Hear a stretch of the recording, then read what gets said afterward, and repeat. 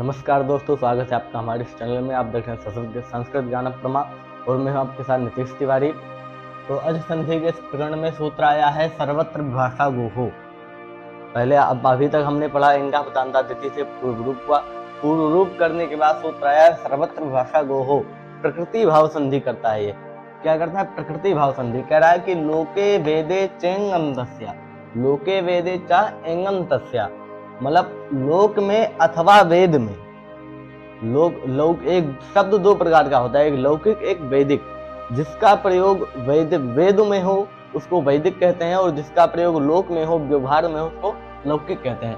तो कह रहा है लोके वेदे चा, लोक में अथवा वेद में, एंगंतस्य गोहो अतिवा प्रकृति भावः, लोक में अथवा वेद में एंगंत गो शब्द को प्रकृति भाव होता है अत परे रहते विकल्प से, वह मतलब विकल्प से। और पदांत में एंगंत गो शब्द को प्रकृति भाव होता है लोक अथवा वेद में अत परे रहते विकल्प से पदांत में। ये इसका अर्थ हुआ। मतलब लोके वेदे चेंगंतस्या, एक बार लोके वेदे चा एंगंतस्या, लोक में अथवा वेद में एंगंतस्या, एंगंत क्या? एंगंत गो शब्द, गोहो एंगंत गो शब्द को अति परे, अत परे रहते, मतलब ह्रस्व आकार परे रहते, वा प्रकृति भाव, विकल्प से प्रकृति भाव होता है पदांत में।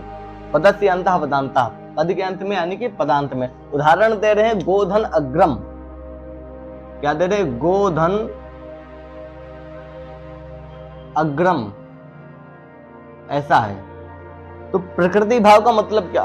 देखो पहले प्रकृति भाव का मतलब क्या होता है। कह रहे हैं कि स्वेन रूपेण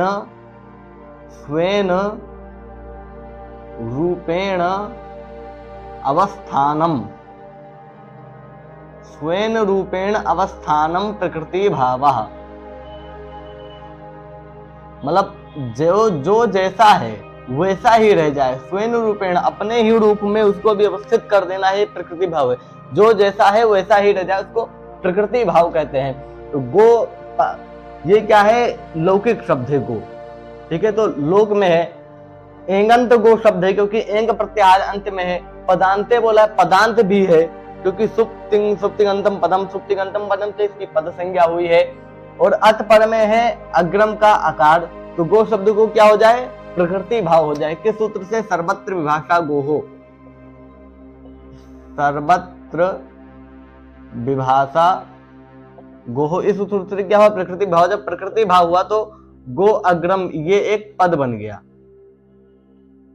गो अग्रम, ऐसा हुआ क्योंकि स्वयं रूपेण अवस्थान प्रकृति भाव, ये जैसा था गो अग्रम जैसा है वैसा ही हो जाए, इसको प्रकृति भाव कहते हैं। अब कह रहा है वाह यानी कि विकल्प से होगा। जब एक बार विकल्प से होगा तो गो अग्रम इस अवस्था में सर्वत्र भाषा गोहो जब एक पक्ष में नहीं लगेगा तो एंगा पदांता दति सूत्र आ जाएगा।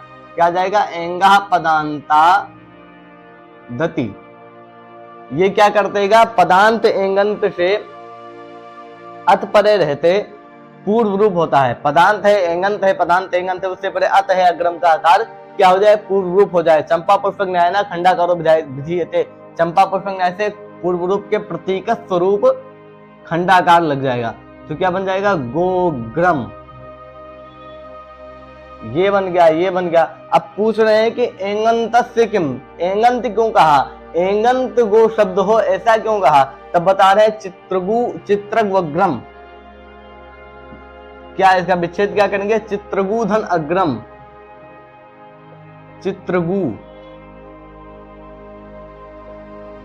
चित्रगुधन अग्रम। अभी यहाँ पर एंगंत गो शब्द ना होने के कारण प्रकृति भाव नहीं हुआ और एंगंत पदांत एंगंत ना होने के कारण पूर्व रूप भी नहीं हुआ। तो क्या हो गया? आद गुणा से गुण हो गया। आद गुणा से गुण होकर इसके इन दोनों के स्थान पर नहीं, आद गुणा से गुण नहीं, यहाँ पर इको एणची से यण हो गया। इक है गकार उत्तरवर्ती उकार, उससे परे अच है अग्रम का आकार, तो यण होने के बाद इन दोनों के स्थान पर वा हो जाएगा। तो क्या बन जाएगा? गकार हलंत हो जाएगा, हलंत होकर ये आधा हो जाएगा। इनके स्थान पर क्या होगा? वा आदेश होगा और ग्रम ऐसा रह जाएगा। चित्रग्रम, इसका चित्रग्रम मतलब चितकबरी गाय। कौन सी गाय? चितकबरी गाय। एंगंत से क्यों चित्रग्रम, मतलब एंगंत क्यों कहा गया कि चित्रग्रम में प्रकृति भाव ना हो, इसलिए एंगंत कहा गया। अब पूछ रहे पदांते किम, पदांत क्यों कह रहे हो? आपने पदांत गो शब्द हो ऐसा क्यों कहा? तो बता रहे हैं गोहो। अब गोहो ये गो शब्द के पंचमी और षष्ठी के एक वचन का रूप है। जब गंसी अथवा गंस विभक्ति आती है, मान लीजिए गो शब्द है, गो शब्द से गंस विभक्ति आ जाएगी, शायद आपको ना समझ में आए अगर आपने अजंत पुल्लिंग नहीं पढ़ा है तो, लेकिन फिर भी आपके समझने के लिए बता दे रहा हूं कि गो शब्द से जब गंस विभक्ति आएगी तो लशक तद्धिते से इसकी इस संज्ञा यानी कि मान लीजिए अनुबंध लोप हो गया। क्या? अनुबंध लोप होने के बाद गोधन अस बचा। अब एंगंत गो शब्द है उसे अतपन में है, यहाँ पर प्रकृति भाव हो जाना चाहिए था, लेकिन पदांत ना मिले। पदांत कौन सा है? सुप्तिगंत मतलब सुबंत और तिगंत की पद संज्ञा होती है। सुबंत कौन है? गंस। गंस क्या है? ये सुबंत है। जब सुबंत इसमें मिला ही नहीं है तभी पदांत हुआ ही नहीं, ये पद संज्ञा इसकी हुई ही नहीं। जब पद संज्ञा नहीं हुई तो पदांत नहीं हुआ, इसलिए पदांत यहाँ पर नहीं है। तो गोधन अग्रम, यहाँ पर क्या? गोधन अग्रम, ये गोधन अस है। इस अवस्था में सूत्र लगा ngसी ngसोश्चा। क्या है? ngसी ngसोश्चा। एगंत से पहले ngसी और गंस संबंधी जो कार उसको क्या होता है? पूर्व रूप होता है। तो पूर्व हो गया तो क्या बन गया? अस जाकर इसमें मिल गया तो गोस, ऐसा बना। सकार को रुत विसर्ग हो गया तो गोहो। ये आपको अजंत पुल्लिंग में बढ़िया से स्पष्ट हो गया। यहाँ पर समझाने के लिए इतना है कि ये पदांत तो नहीं है, इसलिए यहाँ पर प्रकृति भाव नहीं हुआ, वरना गो अस ऐसा अनिष्ट प्रयोग बनने लगता। गो अस ऐसा अनिष्ट प्रयोग ना बने, इसलिए पदांत भी कहा गया। क्या? पदांते। पदांत होने पर अग्रिम सूत्र आता है अनेकाश्रित सर्वस्या। इस सूत्र की अभी यहाँ पर कोई आवश्यकता तो नहीं है, आगे जो बताया जाएगा उस सूत्र में इसकी आवश्यकता बढ़ेगी।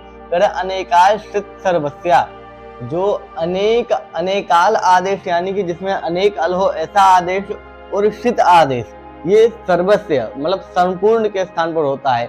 मतलब ऐसा आदेश जिसमें अनेक अल हो अथवा शित हो, शकार की इस संज्ञा हो, ऐसा अनेकाल आदेश अथवा शित आदेश ये संपूर्ण के स्थान पर होगा, यानी कि जिसके स्थान पर होगा उसके पूरे भाग के स्थान पर होगा। आगे बता रहे हैं गिच्चा, निंदने कालम किंतस्यैव स्यात्, मतलब गिद आदेश जिसमें नकार की संज्ञा हुई है वो अनेकाल होने पर भी अंत्यस्यैव स्यात्, अंत के स्थान पर होगा। यानी कि अनेकाल श्रित सर्वस्या, इसने कहा कि अनेकाल आदेश और श्रित आदेश ये संपूर्ण के स्थान पर होगा। गिच्चा ने कहा कि जो गिद आदेश है वो अनेकाल होने पर भी अंत के स्थान पर होगा। आगे इसको स्पष्ट हो जाएगा इस सूत्र से। कह रहे अमंगस स्फोटायनस्या, स्फोटायनस्य ऋषि का नाम है, ऋषि का नाम होने का मतलब ये विकल्प से बोला है। पदांते एंगंतस्या, पदांते एंगंतस्य गोहो, पदांत एंगंत गो शब्द को अवंग मतलब अवंग आदेश होता है, वह विकल्प से अच परे रहते। पदांत एंगंत गो शब्द को अवंग आदेश होता है अच परे रहते विकल्प से। उदाहरण दे रहे हैं गवाग्रम, यहाँ पर भी ये गो है, गोधन अग्रम वही क्या अवंग स्फोटायनस्या।